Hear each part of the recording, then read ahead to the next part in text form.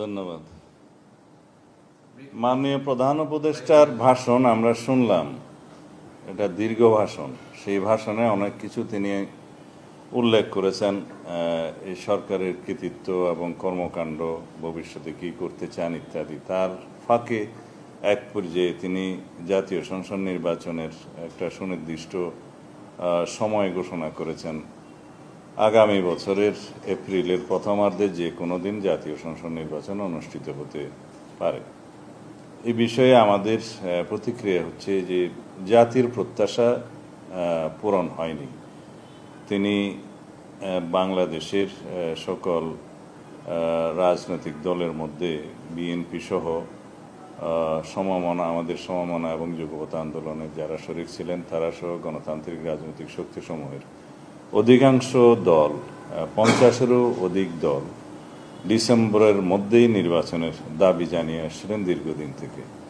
আমরা যৌক্তিকভাবে ডিসেম্বরের ভিতরেই নির্বাচন অনুষ্ঠানের জন্য আমাদের বক্তব্য সবসময় উপস্থাপন করেছি, যুক্তি সহকারে এবং বিভিন্ন কারণ দেখিয়ে। কিন্তু তিনি সেই বিষয়টি আমলে না নিয়ে এমন একটি সময়ে নির্বাচনের সময় ঘোষণা করেছেন, যেই সময় বলতে গেলে বাংলাদেশের একটা সময় পাবলিক পরীক্ষা থাকে এবং আবহাওয়া সঠিক থাকে না। আর আমাদের জানা মতে ফেব্রুয়ারির 16, 17 অথবা 18 তারিখের দিকে পবিত্র রমজান মাস শুরু হবে। সেই সময় থেকে এক মাস রমজানের সময় এবং ঈদের পরে সেটা সমাপ্ত হবে মার্চের শেষ সপ্তাহে অথবা তার কয়দিন আগে। তাহলে এপ্রিলের প্রথমার্ধে যদি নির্বাচন অনুষ্ঠান করতে হয়, তাহলে 45 দিন যে সময়সীমা লাগে তফসিল ঘোষণার পর থেকে নির্বাচন অনুষ্ঠান পর্যন্ত, সেটা রমজানের মধ্যেই তাহলে ক্যাম্পেইন করতে হবে। এটা একটা অযৌক্তিক ধারণা। দ্বিতীয় হচ্ছে পাবলিক পরীক্ষাসমূহ আমাদের দেশে এসএসসি এগুলো সেই সময় হয় এবং ওই সময় আবহাওয়া সঠিক থাকে না। এই সার্বিক বিবেচনায় খুব বেশি উনি যদি দেরি করতে চাইলে ডিসেম্বরের পরে জানুয়ারির মধ্যে হতে পারত, সেটা হয়তো গ্রহণযোগ্য বলে মনে হতো সবার কাছে। কিন্তু তিনি সেটা আমলে নেন নাই। উপরন্তু আরও একটি বিষয় আছে, এই আবহাওয়ার বিষয়, পাবলিক পরীক্ষার বিষয়, রমজানের বিষয়, এগুলো বাদ দিলেও একটা সরকার তার দায়িত্ব নেওয়ার পরে 1 মাসের ভিতরে তো জাতীয় বাজেট প্রণয়ন করতে পারে না। আর আমাদের অনেক বেশি প্রতিশ্রুতি আছে। অনেক বেশি বিষয় বিবেচনায় নিয়ে আমরা বলেছিলাম আমাদের দলের পক্ষ থেকে এবং আমাদের সাথে যারা যুগপৎ আন্দোলনে শরিক ছিলেন, ফ্যাসিবাদ বিরোধী গণতান্ত্রিক আন্দোলনের সমমনা দল, এর বাইরেও অনেক দলের পক্ষ থেকে তারা এই প্রস্তাব দিয়েছিলেন যে ডিসেম্বরের ভিতরেই নির্বাচন অনুষ্ঠান করা সম্ভব।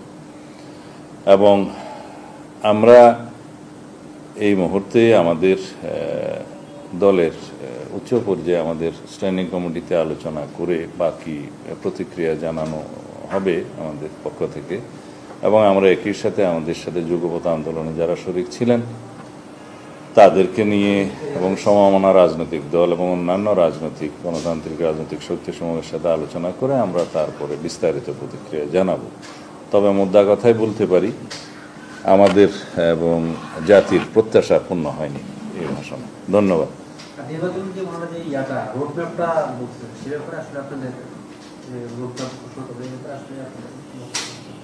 না, নির্বাচনের একটা নির্ধারিত সময় উল্লেখ করার পরে বাকি রুটম্যাপটা ইলেকশন কমিশনের সাথে আলাপ করেই তফসিল ঘোষণার বিষয়টা তারাই ঘোষণা করবেন, এটা স্বাভাবিক।